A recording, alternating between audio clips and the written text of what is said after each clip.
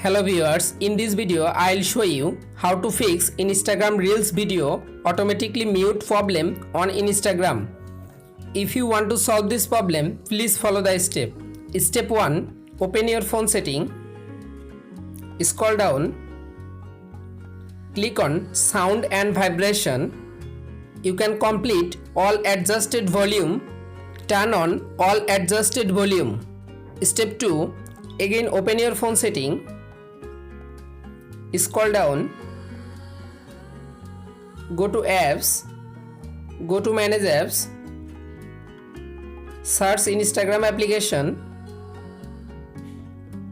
and tap on Instagram application. Again click on storage, tap on clear data, click on clear cache data on Instagram application.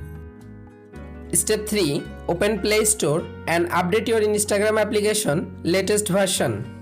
Step 4. Again open your Instagram application. You can follow all of the steps to fix Instagram Reels video sound automatically mute problem. If this video helpful for you, please subscribe our channel and like this video.